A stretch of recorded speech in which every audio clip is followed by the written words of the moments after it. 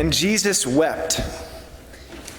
This is one of the most profound statements in all of Scripture, and it encapsulates the entirety of the Christian message. Today we see the friend of Christ, Lazarus, raised from the dead. And there's a lot that you can say on this, but in my research for this kind of sermon, I read something from Father Alexander Schmemann, and so this might be a little bit more theologically based, but it's very, very good. Lazarus personifies all humanity in the gospel. How so? God created man in order for him to be with him in paradise for eternity. And of course, through the fall of death and through the fall of sin, death came into the world. And death has an odor. And death's sting is odorous and pungent, as it says in the gospel. And they even talk about this. It's even in a commentary that it was known that 4 days in the tomb would have been an odorous dead body. And 4 days is a very purposeful amount of time, because biologically we know this, that's when the body is really decaying and decomposing. And so 4 days is to show everyone that was watching and all of creation that this man was really dead. This man wasn't just sleeping a long sleep. He was dead. And so Lazarus personifies humanity dead in the grave, 4 days, as a stinking corpse, festering in sin. But this wasn't what was supposed to occur. This wasn't the calling and the vocation of humanity. We were called to be friends of Christ, like Lazarus, and live with him in paradise for eternity. And friendship with God means knowledge of God, communion with God, and sharing a life with him. So that we can also say, it's no longer I who live, but Christ who lives in me. And this is what it means to be a friend of God, is to become a saint.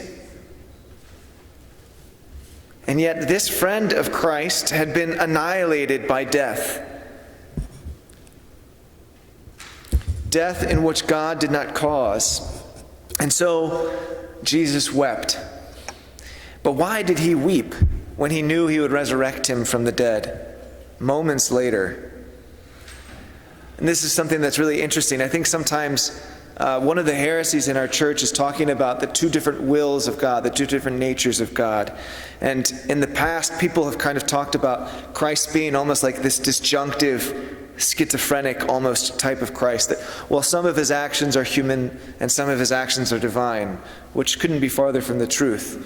And we don't believe in this. We believe that everything that Christ does is both fully God and fully man. So what do I mean by this? It wasn't, oh, well, this side of me is going to be human and this side is going to be divine. He raised with his divinity and he showed hunger with his humanity? No.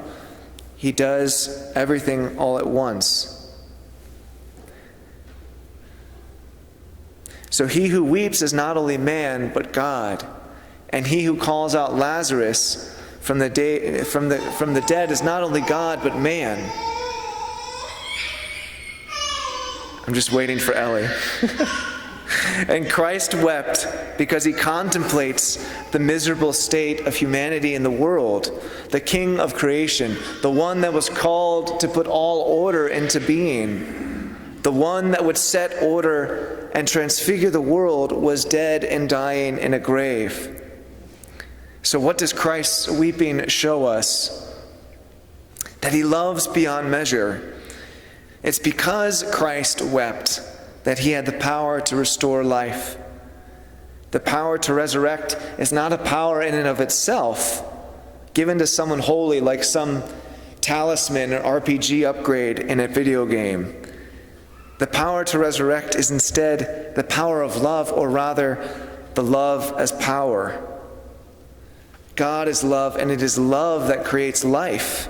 It is love that weeps at the grave. It is love that dies on the cross here coming up in the next few days. And it is love that resurrects from the tomb. So when Jesus wept, these are divine tears. Tears that have the power to move mountains. Tears of love. Love is redeeming, restoring, creative, and a light to the world. And this is the beautiful connection between today and a week from now, and how this is a foreknowledge, a prefiguring of what is to come in his own resurrection. So Jesus weeping is really the beginning of the cross as the supreme sacrifice for all of us. The supreme sacrifice of love, and the resurrection as the triumph of love. And so when we hear Jesus wept, it should show us the cross, and it should show us the resurrection. And it should be a reminder for us as a preparation as to what is to come in these next days. But it should also bring us great joy and fervor and love. And this is something that we're all called to do, is to be strengthened by these holy tears and become friends of Christ, and not lay in the grave 4 days, but arise with him by participating with his love, by participating with his grace, by participating with his divine tears that raise the dead. So may we all be like Lazarus and be friends of Christ, and realize that his weeping is our restoration. God bless you, and let us continue.